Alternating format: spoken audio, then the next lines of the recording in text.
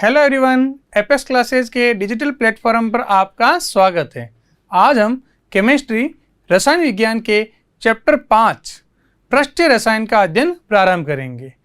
ये जो चैप्टर है आपके आरबीसी बोर्ड में 4 अंक का होता है, यानी इस चैप्टर में से आपको 4 अंक के प्रश्न पूछे जाते हैं। तो ये जो चैप्टर है इसमें से आने वाले जो प्रश्न हैं वो या तो 1-1 नंबर के प्रश्न आते हैं और कभी कभी 2 अंक के प्रश्न भी पूछे जाते हैं। तो ये चैप्टर आपके आरबीसी बोर्ड में 4 अंक का होगा। तो सबसे पहले हम स्टार्ट करते हैं पृष्ठीय रसायन या सरफेस केमिस्ट्री होती क्या है। तो पृष्ठीय रसायन या सरफेस केमिस्ट्री नाम से स्पष्ट है, पृष्ठ पर होने वाली अभिक्रियाएं, यानी रसायन विज्ञान की वह शाखा जिसमें पृष्ठ या सतह पर होने वाली परिघटनाओं का अध्ययन किया जाता है, क्या कहलाती है? पृष्ठीय रसायन या सरफेस केमिस्ट्री कहलाती है। तो इसमें क्या करेंगे? केवल पृष्ठ या ऊपरी सतह पर होने वाली परिघटनाओं का अध्ययन किया जाता है। अब देखिए, पृष्ठीय रसायन जो है इसको समझने के लिए हम अलग अलग बिंदु लेते हैं कि पृष्ठ पर कौन कौन सी परिघटनाएं होती हैं। तो उनको समझने के लिए हम अलग अलग बिंदु लेते हैं। देखो, तो सबसे पहला आपका आता है इसके अंदर, क्या टॉपिक है? अधिशोषण यानी एड्जॉर्प्शन। तो अधिशोषण क्या है? तो अधिशोषण एक पृष्ठीय परिघटना है जिसमें केवल अधिशोष्य पदार्थ कहाँ जुड़ते हैं? सतह पर जुड़ते हैं, अंदर तक नहीं जाते हैं, केवल सतह पर जुड़ते हैं। तो देखो, अधिशोषण को समझने के लिए हम एक चित्र बनाते हैं। तो इस चित्र की सहायता से हम अधिशोषण को बताते हैं। देखो, तो हम क्या करते हैं, एक अधिशोष्य लेते हैं। क्या लेते हैं? एक अधिशोष्य, है ना, जिस पर कोई पदार्थ आकर के जुड़ेगा या सांद्रित होगा या अधिशोष्य होगा। तो इससे अपन सबसे पहले अपन ने क्या लिया? एक पदार्थ लिया। इस पदार्थ पर क्या होता है? कोई अन्य पदार्थ आकर के क्या होता है? जुड़ते हैं। तो जैसे ये पदार्थ पर कोई पदार्थ आकर के अन्य यहाँ पर जुड़ गए, इसकी केवल कहाँ जुड़ रहे हैं? सरफेस पर, यानी इसकी पृष्ठ पर जुड़ते हैं, इसलिए पृष्ठीय रसायन है। अब देखो, ध्यान दो, तो हमने क्या देखा कि ये जो पदार्थ है इस पदार्थ पर कोई अन्य स्पीसीज या अन्य पदार्थ आकर के जुड़ रहा है, तो ये परिघटना क्या कहलाती है? अधिशोषण। अब देखो, तो इन्हें हम नामांकित करते हैं। तो सबसे पहला देखो, सबसे पहला आपके ये जो ब्लैक कलर का जो पदार्थ है जिस पर कोई पदार्थ आकर के जुड़ता है या सांद्रित होता है, उसे हम क्या कहते हैं? अधिशोषक। क्या कहते हैं उसे?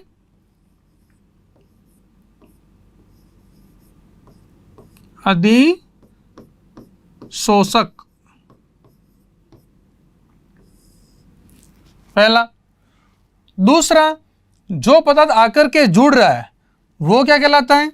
ये कहलाएगा आपके अधिशोष्य, जो जुड़ने वाला है। तो उसे अपन क्या कहेंगे? अधिशोष्य।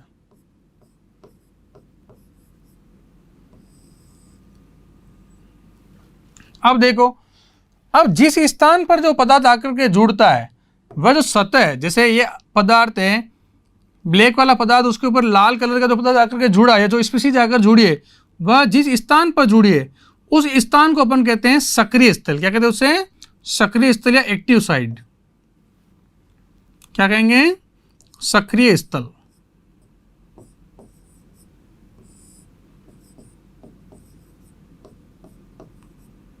स्थल। तो देखो, आपने क्या क्या 3 वर्ड देखे कि एक तो पदार्थ है जिस पर कोई अन्य पदार्थ आकर के जुड़ रहा है, तो जो ब्लैक कलर का आपको दिख रहा है वो क्या है? वो तो है अधिशोषक। क्या है? अधिशोषक। और जो पदार्थ आकर के जुड़ रहा है या सांद्रित हो रहा है वो क्या कहलाता है? अधिशोष्य कहलाता है। और सक्रिय स्थल किसे कहते हैं? एक्टिव साइड किसे कहते हैं?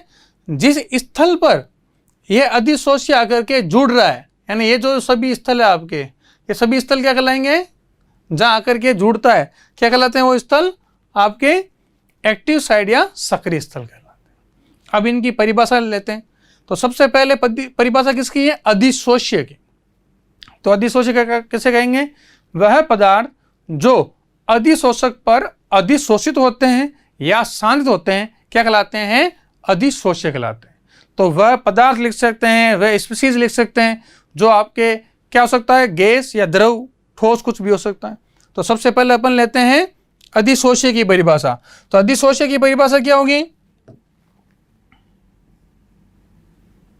क्या लिखेंगे?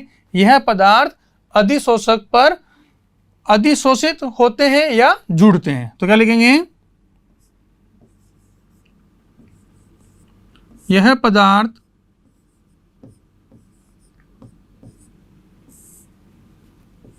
अधिशोषक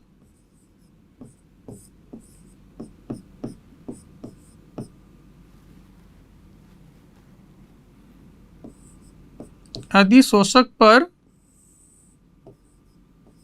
क्या होते हैं? अधिशोषित होते हैं।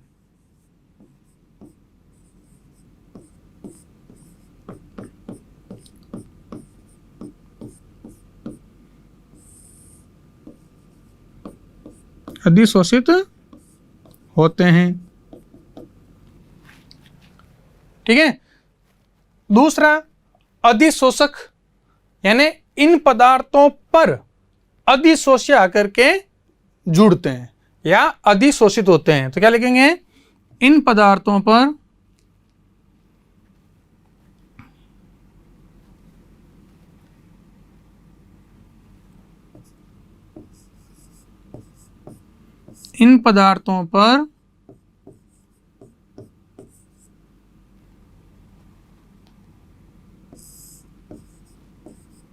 अधिशोष्य जुड़ता है।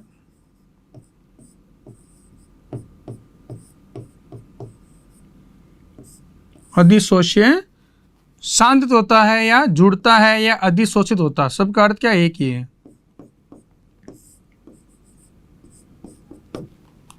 ठीक है। तीसरा, सक्रिय स्थल। क्या कहेंगे? वह स्थान जहां पर अधिशोषक पर जुड़ते हैं क्या कहलाते हैं? सक्रिय स्थल कहलाते हैं, यानी एक्टिव साइट। अब इनकी विशेषता क्या है? ये जो एक्टिव साइट होते हैं ये मुक्त संयोजकता युक्त होते हैं, यानी इनके अंदर मुक्त संयोजकता होती है, इसलिए कोई अन्य आयन आकर के इससे जुड़ सकता है। तो क्या लिखेंगे? इन स्थानों पर अधिशोष्य अधिशोषक पर जुड़ता है। तो क्या लिखेंगे?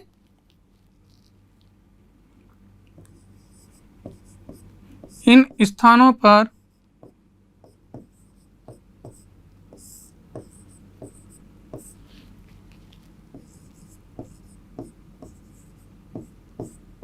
अधिशोष्य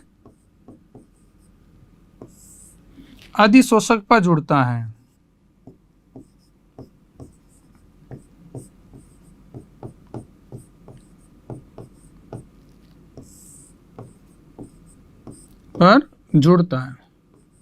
अटैच होता है। और ये कैसे होते हैं? मुक्त संयोजकता युक्त होते हैं, यानी इनके ऊपर क्या पाए जाते हैं? जैसे क्रियात्मक समूह है OH- हाइड्रोक्साइड आयन है, ठीक है, या कोई भी आयन है, सल्फेट आयन है, फास्फेट आयन है, ऐसे मुक्त संयोजकताओं युक्त इसके अंदर आयन पाए जाते हैं, यानी ये मुक्त संयोजकता युक्त होते हैं। कैसे होते हैं? ये मुक्त संयोजकताओं युक्त।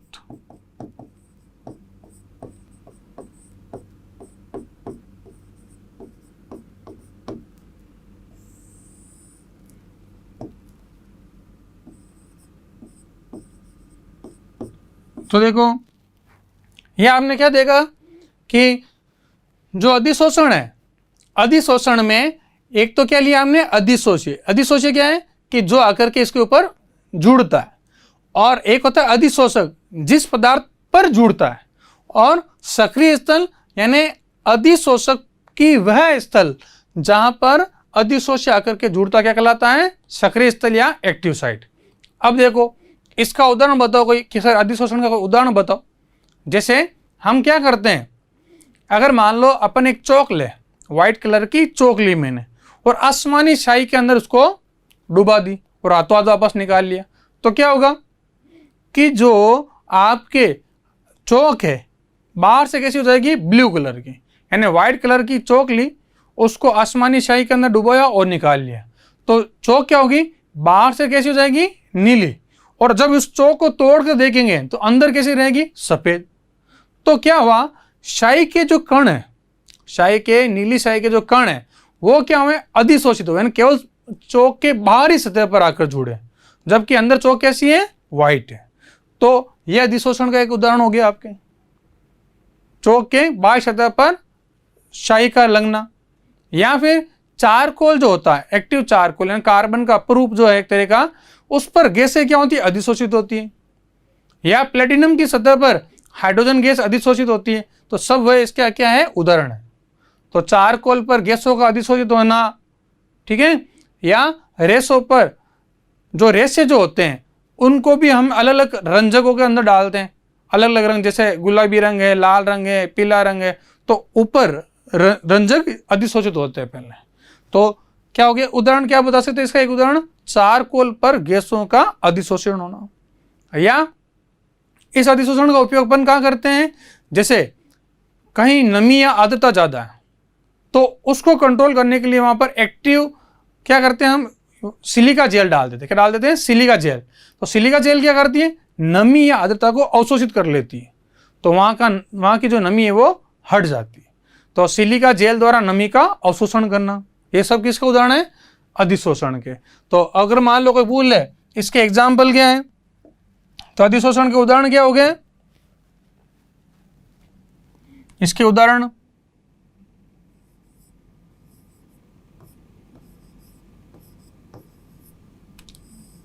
क्या हो गया, उदाहरण इसका बताओ, चारकोल पर गैसों का अधिशोषण। क्या हो गया, चारकोल पर गैसों का अधिशोषण। गैस जो होती है कोई भी हो सकती है, H2O2, कोई भी गैस,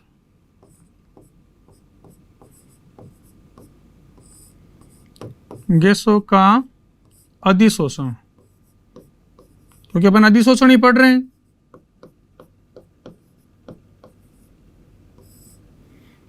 ठीक है, ये हुआ आपके कुछ 3 परिभाषाएं अधिशोषण से जुड़ी हुई। अब और भी कुछ परिभाषाएं उनको हम देखते हैं। तो देखो अगला क्या है, विशोषण। तो अधिशोषण में तो क्या हुआ है, जुड़ता है, जबकि विशोषण में क्या हो जाएगा, वहां से पदार्थ हट जाता है। यानी अधिशोषक से, किससे, इस अधिशोषक से अधिशोषक का हटना क्या कहलाता है, विशोषण। ये कब होगा, विशोषण जब हम क्या करते हैं, तापमान बढ़ा देते हैं। क्या कर देते हैं, तापमान बढ़ा देते हैं। तो तापमान बढ़ाने पर क्या होगा, ये अणु गतिशील हो जाएंगे और इसकी सतह से हट जाएंगे। तो वो क्रिया क्या कहलाती है आपके, विशोषण। तो विशोषण को हम क्या लिखेंगे, विशोषण को हम लिखेंगे अधिशोषक का, अधिशोषक की सतह से हटना क्या कहलाता है, विशोषण कहलाता है। तो हम क्या लिखेंगे, अधिशोष्य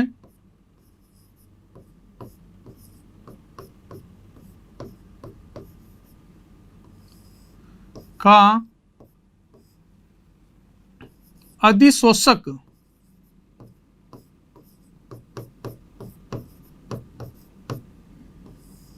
की सतह से हटना,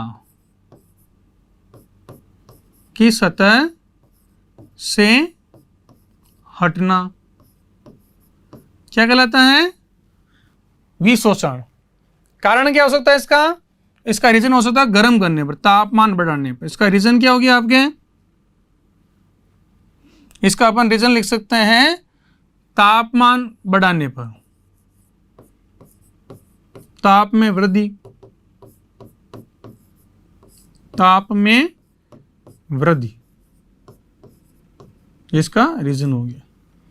अब क्या कह रहा है देखो, नेक्स्ट है आपके धनात्मक व ऋणात्मक अधिशोषण। ये क्या है, तो धनात्मक है ना, पॉजिटिव। तो वही बात है कि यदि अगर अधिशोषण की मात्रा अधिक है तो उसे अपन क्या कहेंगे, धनात्मक अधिशोषण। और यदि अधिशोषण की मात्रा कम है तो क्या कहेंगे, उसे ऋणात्मक अधिशोषण। अब देखो ये धनात्मक और ऋणात्मक कब होता है, तो क्या होगा, अगर मान लो जो अधिशोषक है, यानी जिस पर कोई पदार्थ जुड़ रहा है, उसकी सतह खुरदरी हो, उसकी सतह कैसी हो, खुरदरी हो, तो क्या होगा, उसके ऊपर कोई आने वाला अधिशोष्य आकर के आसानी से जुड़ जाएगा। या अधिशोषक का अपन क्या करते हैं, चूर्णन करते हैं। क्या करते हैं, चूर्णन। तो चूर्णन करने पर क्या हो जाएगा कि उसका पृष्ठ क्षेत्रफल बढ़ जाएगा, जिससे अधिशोषण की मात्रा बढ़ जाएगी और उसे अपन क्या कहेंगे, धनात्मक अधिशोषण। तो यदि अधिशोषक की सतह खुरदरी है तो जुड़ने वाला पदार्थ आसानी से जुड़ जाएगा। और यदि अधिशोषक कैसा हो, चिकना हो, अधिशोषक की सतह कैसी हो, चिकनी हो, तो क्या होगा, आने वाला अधिशोष्य आसानी से जुड़ नहीं पाएगा, उसे हम क्या कहेंगे, उस समय ऋणात्मक अधिशोषण। तो यही आपके अधिशोषण का सक्रियण भी कहलाता है। क्या कहलाता है, अधिशोषक का सक्रिय। तो सक्रियण में क्या हुआ कि अगर मान लो आपने खुरदरा सतह ली, खुरच दी उसको या उसके टुकड़े कर दिए, तो धनात्मक अधिशोषण होने लग जाएगा। और जबकि उसकी अगर सतह कैसी है, चिकनी है, या उसके अंदर अपन जो सक्रिय स्थल है उसको हटा दे, कम कर दें, तो क्या हो जाएगा, ऋणात्मक अधिशोषण हो जाएगा। तो क्या लिख सकते हैं इसको, जब अधिशोषण क्या हो, अधिक हो, तो धनात्मक में अधिशोषण क्या होगा, अधिक होगा। तो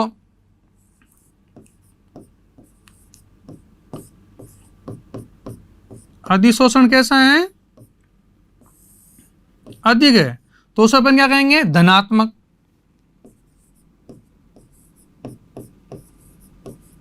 और इसका विपरीत क्या हो जाएगा, इसका विपरीत हो जाएगा आपके, यदि अधिशोषण क्या हो, कम हो,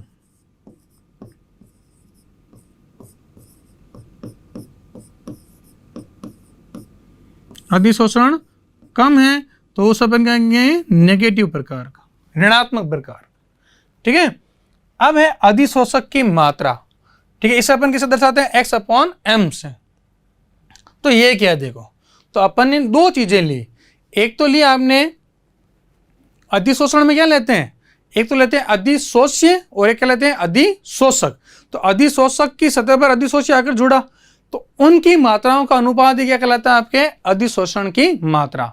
यानी अपन क्या लिख सकते हैं इसके अंदर, अधिशोष्य की मात्रा व अधिशोषक की मात्रा का अनुपात ही क्या कहलाता है, अधिशोषण की मात्रा x/m। तो हम इसे कैसे लिखेंगे, तो क्या लिखेंगे, देखो इधर, ये जो x/m है, ये क्या कैसे ज्ञात करते हैं, इसको ज्ञात करने के लिए अपन क्या करेंगे कि अधिशोष्य, ऊपर क्या लिया अपन ने, अधिशोष्य की मात्रा,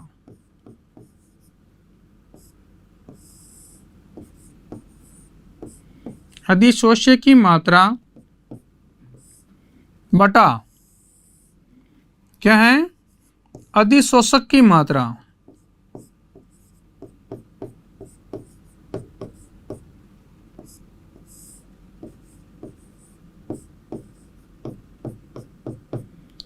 यही क्या कहलाती है, आपके अधिशोषण की मात्रा x/m। तो क्या परिभाषा हो जाएगी, अधिशोष्य व अधिशोषक की मात्रा का अनुपात ही अधिशोषण की मात्रा x/m कहलाती है। ठीक है, तो ये है आपके अधिशोषण की परिभाषाएं। तो अधिशोषण से संबंधित कुछ परिभाषाएं। अब देखिए नेक्स्ट है आपके अवशोषण। तो आपने एक शब्द देखा अभी, एडजॉर्प्शन, अधिशोषण, वो परिघटना कहाँ थी, केवल सतह पर थी। और अवशोषण का होता है, अंदर तक हो जाता है। यानी मैं क्या करूं, यदि जो चौक है उसको अधिक देर तक ब्लू कलर की स्याही के अंदर रख दूं, तो पूरी चौक कैसी हो जाएगी, ब्लू हो जाएगी। वो किसका उदाहरण है, आपके अवशोषण का उदाहरण। अगर अपन ने डिप करके निकाली तो केवल बाहर से सफेद होगी, सफेद चौक जो थी कैसी होगी, नीली हो गई। और अगर मान लो अपन क्या करें, काफी देर तक उस चौक को अंदर रख दें, तो अंदर तक स्याही के कण चले जाएंगे, तो उस समय कौन सी क्रिया होगी, अवशोषण। तो क्या क्या हो सकती है इसकी परिभाषा, कि यह एक आंतरिक परिघटना है जिसमें पदार्थ या कोई स्पीशीज अंदर या स्थूल तक क्या हो जाती है, सांद्रित हो जाती है, यानी अंदर तक उसकी सांद्रता बढ़ जाती है। या इसको कह सकते हैं, जब अधिशोष्य के कण अंदर तक सांद्रित हो जाए या जुड़ जाए, तो उससे अपन क्या कहते हैं, अवशोषण। तो अवशोषण का अपन अगर डायग्राम बनाए तो कैसा बनेगा, देखो कि वही अगर मान लो अपन ने पहले क्या लिया, एक अधिशोषक लिया, और इस अधिशोषक पर क्या हो गया कि इस अधिशोषक में जो आपने अधिशोष्य डाले वो सतह की तुलना में कहाँ चले गए, अंदर भी चले गए, कहाँ चले गए? अंदर तक। तो ये क्रिया कौन सी कहलाएगी? आपके अवशोषण। तो अब ये अंदर जो होता है इसको हम एक शब्द देते हैं बल्क। तो एक बल्कि फिनोमिना है। तो ये अंदर या स्थूल तक, ये कौन सी जगह है? स्थूल या बल्क।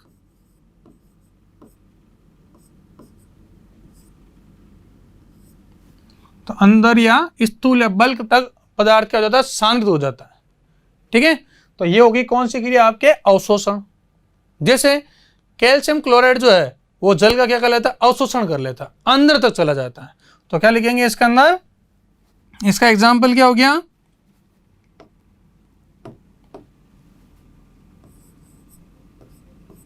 जैसे CaCl2 द्वारा H2O का अवशोषण।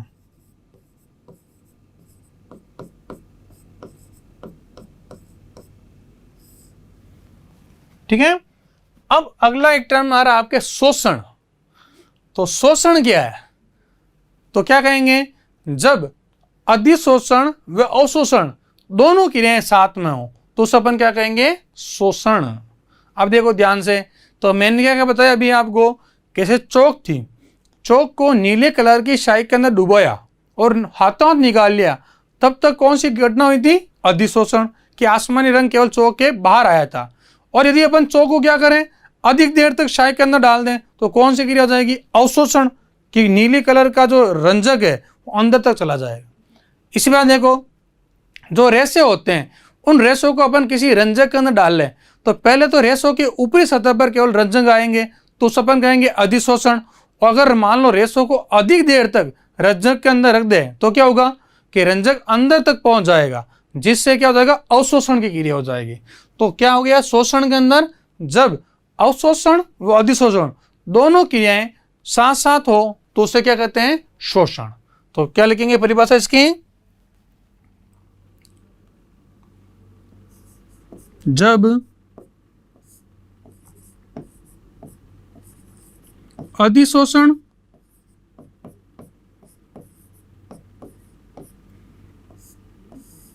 व अवशोषण दोनों क्रियाएं साथ में हो, दोनों क्रियाएं साथ में हो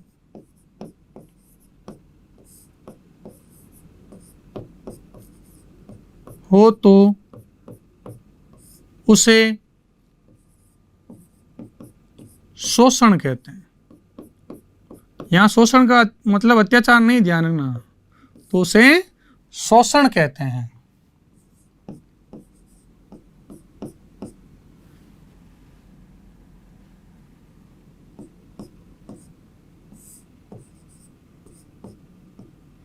तो ये हो गया आपके कुछ परिभाषाएं आपके अधिशोषण, अवशोषण और शोषण की। अब मेन अंतर क्या है फिर, कि भाई अधिशोषण और अवशोषण में क्या अंतर है? तो अधिशोषण कैसी घटना है? अधिशोषण एक पृष्ठीय परिघटना है, जबकि अवशोषण एक ऐसी परिघटना है स्थूल या आंतरिक परिघटना है। अधिशोषण में पदार्थ केवल कहाँ सांद्रित होता है? बाहर की तरफ सतह पर सांद्रित होता है, यानी इसमें पदार्थ केवल सतह पर सांद्रित होता है, जबकि अवशोषण में पदार्थ अंदर तक सांद्रित होता है। ठीक है, तो देखो क्या मुख्य अंतर हो गया। तो परीक्षण पूछ लेते हैं कि इनमें कोई दो अंतर बताइए। तो अधिशोषण क्या लिखेंगे? यह एक बाहरी या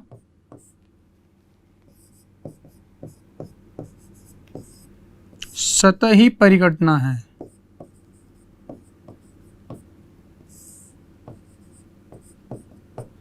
और इसमें क्या जाएगा? अवशोषण कैसी परिघटना है? यह एक आंतरिक परिघटना है।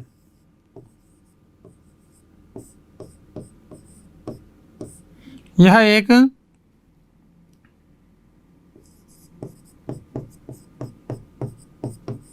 आंतरिक परिघटना है।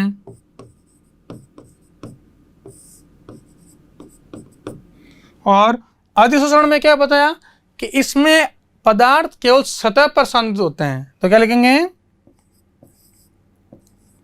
इसमें पदार्थ सतह पर सांद्रित होते हैं।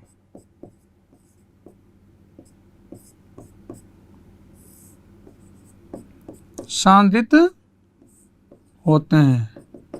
और इसमें क्या होंगे, इसमें पदार्थ अंदर तक सांद्रित होते हैं, यानी स्थूल तक सांद्रित होते हैं। इसमें पदार्थ अंदर तक या स्थूल तक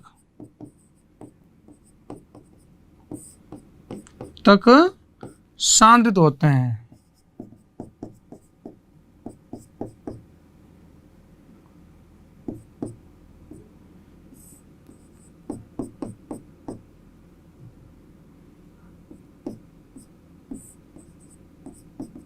तो ये हुआ आपके किसमें अंतर, अधिशोषण और अवशोषण में अंतर। अब नेक्स्ट आपका टॉपिक है अधिशोषण की ऊष्मागतिकी। तो अधिशोषण जो है उसकी ऊष्मागतिकी को समझने के लिए हम क्या करते हैं, ऊष्मागतिकी का सूत्र जो गिब्स ऊर्जा सूत्र होता है उसको लेते हैं। तो गिब्स ऊर्जा समीकरण क्या होता है आपके, जिसे गिब्स हेल्महोल्ट्ज समीकरण कहते हैं। क्या होगा, डेल जी इक्वल टू क्या होता है, del H minus T del S. अब देखो ध्यान से, तो ऊष्मागतिकी लेना है तो ऊष्मागतिकी का समीकरण अपन ने उपयोग में लिया, और डेल जी क्या है, गिब्स मुक्त ऊर्जा, और इसका रिजल्ट आपको क्या आना चाहिए कि सर डेल जी का मान ऋणात्मक होना चाहिए। डेल जी का मान जब ऋणात्मक होता है तो प्रक्रम कैसा होता है, स्वतः। तो देखो ध्यान से, तो ऊष्मागतिकी में आपने क्या देखा कि ऊष्मागतिकी के अंदर जो डेल जी होता है उसकी 3 वैल्यू होती है। एक तो होती है डेल जी पॉजिटिव, जब पॉजिटिव होगी तो क्या होगा, प्रक्रम अस्वतः यानी प्रक्रम नहीं होगा, करना पड़ेगा बाह्य बल लगा करके। और डेल जी जब 0 हो तो साम्य अवस्था, और डेल जी जब नेगेटिव हो तो प्रक्रम कैसा होगा, स्वतः होगा। तो हमारा ये कार्य होगा कि यहाँ पर डेल जी का मान कैसा है, नेगेटिव है। अब देखो अधिशोषण के अंदर ऊष्मागतिकी लगानी है। तो अधिशोषण में आपने क्या देखा कि अधिशोषण में क्या होता है कि अधिशोषक जो होता है उस पर अधिशोषी आकर के जुड़ता है। तो जब टक्कर होगी तो ऊष्मा का उत्सर्जन होगा, और ऊष्मा का जब उत्सर्जन होता है तो उस क्रिया को अपन क्या कहते हैं कि ऊष्माक्षेपीय अभिक्रिया। और ऊष्माक्षेपीय अभिक्रिया के लिए डेल एच का मान कैसा होता है, नेगेटिव होता है। तो क्या कहेंगे कि अधिशोषण में जब अधिशोष्य अधिशोषक की सतह पर आकर के जुड़ता है तो दोनों के बीच टक्कर होती है, टक्कर होने से ऊष्मा का उत्सर्जन या त्याग होता है। तो यह एक क्रिया ऊष्माक्षेपी है। इसके लिए डेल एच का मान कैसा होगा, डेल एच का मान ऋणात्मक होगा। तो अपन क्या लिखेंगे, डेल एच कैसा होगा आपके, नेगेटिव, ऊष्मा का त्याग हो रहा। दूसरा टर्म्स क्या है, देखो डेल एस, ये क्या है, एंट्रोपी। क्या है, डेल एस क्या होती है, डेल एस जो होती है एंट्रोपी, जिसे अपन कहते हैं अव्यवस्था। क्या कहते हैं इसे, अव्यवस्था। अब देखो ध्यान दो, तो क्या हुआ कि जब अधिशोषक पर जुड़ा, यानी उसकी स्थिति कैसी होगी, निश्चित होगी, यानी अव्यवस्था में कमी होगी। अव्यवस्थित से क्या होगा, वो व्यवस्थित हो चुका है, यानी डेल एस का मान क्या होगा, घटेगा। यानी डेल एस का मान भी कैसा आएगा, नेगेटिव आएगा। यानी देखो डेल एस में कमी यानी अव्यवस्था में कमी, डेल एस भी कैसा आएगा आपके, नेगेटिव। दोनों क्या आ गए, नेगेटिव। अब इसके मान रखो दोनों के अंदर, तो क्या हो जाएगा। और इसमें एक टर्म लगता है कि डेल एच की वैल्यू हमेशा टी डेल एस से अधिक होगी। और एक तो क्या हो जाएगा, देखो कि डेल एच जो होता है सदैव किससे बड़ा होता है, कौन सा पद, टी डेल एस पद से।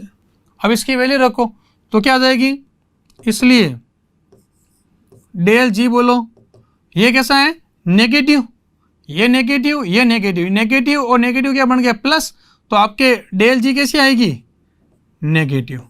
और डेल जी जब नेगेटिव आती है तो प्रक्रम कैसा होता है, स्वतः होगा, प्रक्रम स्वतः।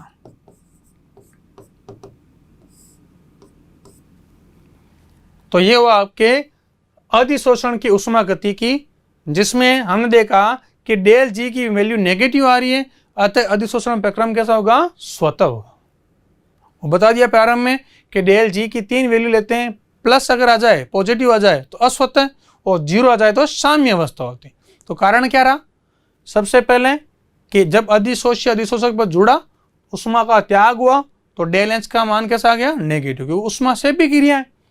डेल एस भी नेगेटिव क्यों आया, क्योंकि अव्यवस्था में कमी हुई, यानी वो जो अधिशोष्य विलयन के अंदर घूम रहा था, या गैस के अणु इधर उधर फैले हुए थे, अधिशोषक पर आकर क्या हो गए, जुड़ गए, यानी व्यवस्थित हो गए, तो उसकी अव्यवस्था में कमी आई, ये भी नेगेटिव, ये भी नेगेटिव, नेगेटिव नेगेटिव गुणा होकर क्या बन जाएगा, प्लस का।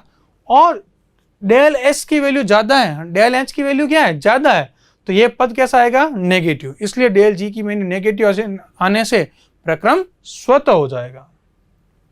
अगला टर्म में आपके अधिशोषण के प्रकार। तो अधिशोषण जो है ये 2 प्रकार के होते हैं, भौतिक अधिशोषण और रासायनिक अधिशोषण। तो देखो, भौतिक अधिशोषण में क्या होता है और रासायनिक अधिशोषण में क्या होता है, कि भौतिक अधिशोषण में अधिशोष्य और अधिशोषक के मध्य दुर्बल वांडरवाल बंध पाए जाते हैं। क्या पाए जाते हैं, दुर्बल वांडरवाल बंध पाए जाते हैं। जबकि रासायनिक अधिशोषण में क्या होता है, इनमें प्रबल रासायनिक बंध पाए जाते हैं। तो यदि केमिकल बॉन्ड से जुड़ जाए तो वो क्या कहलाएगा, रासायनिक अधिशोषण। इसे रसोषण भी कहते हैं या कीमो एडजॉर्प्शन कहते हैं। और भौतिक अधिशोषण जो है, इसमें दुर्बल आकर्षण बल होता है, यानी एक दुर्बल आकर्षण बल होने से वापस वो हट भी सकता है, जबकि ये विशिष्ट प्रकृति की होती है। एक फिक्स बंध बनेगा, एकल बंध बनेगा, द्विबंध बनेगा, निश्चित बंध का निर्माण होगा। तो दोनों में क्या डिफरेंस है, भौतिक और रासायनिक अधिशोषण में क्या अंतर है, कि जब अधिशोष्य अधिशोषक की सतह पर किससे जुड़ जाए, दुर्बल वांडरवाल बंध से जुड़ जाए। किससे जुड़ जाए, इसमें क्या पाया जाता है, दुर्बल वांडरवाल बल, ठीक है। और इसमें कैसा बंध होगा,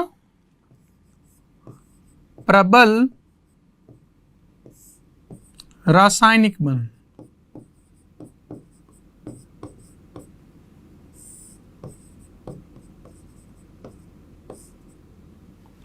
ठीक है, तो ये है भौतिक और रासायनिक अधिशोषण। अब दोनों में हम क्या देखते हैं, अंतर देखते हैं। दोनों में अंतर क्या, देखो तो एक तरफ तो है भौतिक अधिशोषण और एक तरफ है रासायनिक अधिशोषण। तो देखो क्या डिफरेंस हो जाएगा दोनों में,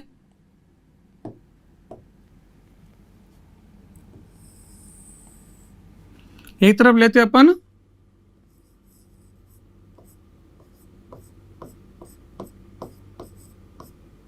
भौतिक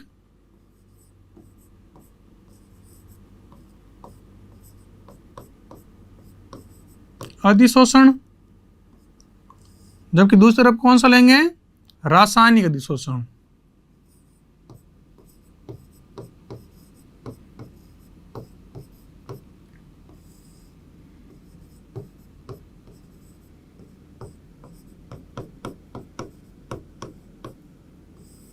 अब देखो, तो अभी पहले परिभाषा से क्या बताया, इसमें क्या पाया जाता है, इसमें दुर्बल वांडरवाल बंध पाया जाता है, जबकि इसमें प्रबल रासायनिक बंध पाए जाते हैं। तो पहला अंतर क्या हो गया,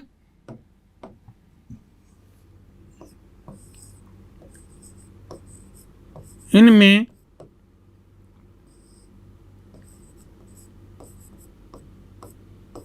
दुर्बल वांडरवाल बल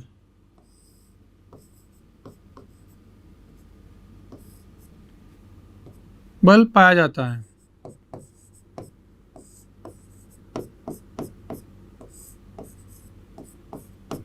और इसमें इनमें प्रबल रासायनिक बंध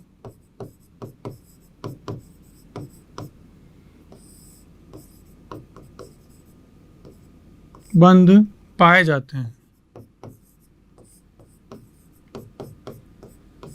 नेक्स्ट देखो, ये जो होते हैं इनकी प्रकृति कैसे होगी आपके, ये जो है विशिष्ट प्रकृति के नहीं होते, जबकि वो विशिष्ट प्रकृति के होंगे। तो क्या लिखेंगे, प्रकृति विशिष्ट नहीं।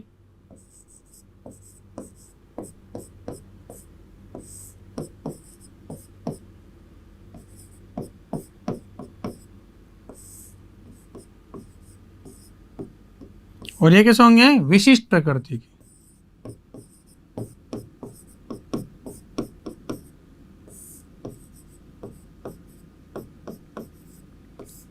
ये कैसे होंगे, भौतिक प्रक्रम कैसे होते हैं, उत्क्रमणीय। कैसे होते हैं ये, उत्क्रमणीय। और ये कैसे होंगे, अनुत्क्रमणीय।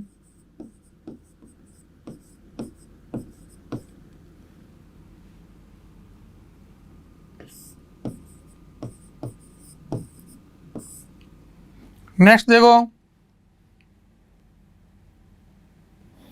इसमें क्या हो जाएगा, ये बहुपर्ती होता है। कैसा होता है, क्योंकि आगे से आगे जुड़ते रहते हैं, कोई फिक्स एक बंद तो है नहीं, तो ये होगा आपके बहुपर्ती। ये कैसा होता है, बहुपर्ती।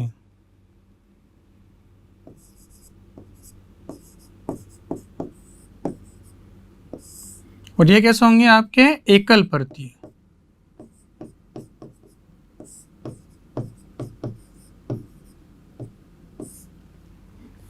नेक्स्ट, जो भौतिक अधिशोषण जो होता है, इसमें आपके एंथैल्पी का मान अधिक होता है, यानी अधिशोषण एंथैल्पी का मान उच्च।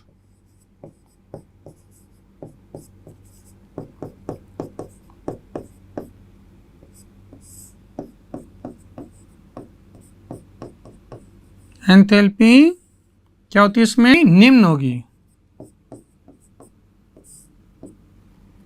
20 से 40 किलो जूल प्रति मोल। और जबकि इसमें कितना होगा, ये इसके अंदर आपके अधिशोषण एंथैल्पी का मान उच्च होगा।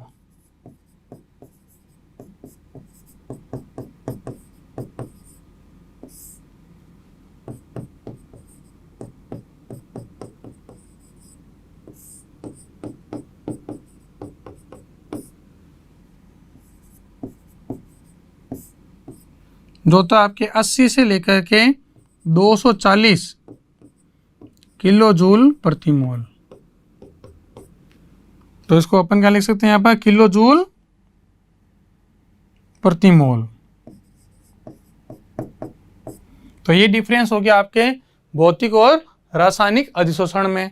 इनमें दुर्बल वान डेर वाल्स बंध होता है, इनमें प्रबल रासायनिक बंध होता है, प्रकृति विशिष्ट नहीं होती है, इसमें स्पेशल बंध बनता है, एकल बंध, द्विबंध। ये उत्क्रमणीय होते हैं, ये अनुत्क्रमणीय होते हैं, ये बहुपर्तीय होते हैं, ये एकल पर्तीय होते हैं। इनमें अधिशोषण एंथैल्पी का मान निम्न होता है क्योंकि दुर्बल बंध है, जबकि इनमें बंधों का निर्माण होता है, इसलिए इनकी एंथैल्पी का मान क्या होता है, अधिक होता है। तो इस प्रकार आज हमने क्या क्या देखा, सबसे पहले अधिशोषण, उससे संबंधित कुछ परिभाषाएं, फिर अवशोषण, शोषण और अधिशोषण के प्रकार। तो आज हम इस लेक्चर को यहीं समाप्त करते हैं। Thank you. सब्सक्राइब करें हमारा apex classes edutech YouTube channel, साथ ही बेल आइकन को क्लिक करना बिल्कुल ना भूलें ताकि आगे आने वाले सभी यूट्यूब वीडियोस की अपडेटेड नोटिफिकेशंस सबसे पहले आपको मिले। Apex classes edutech, subscribe now.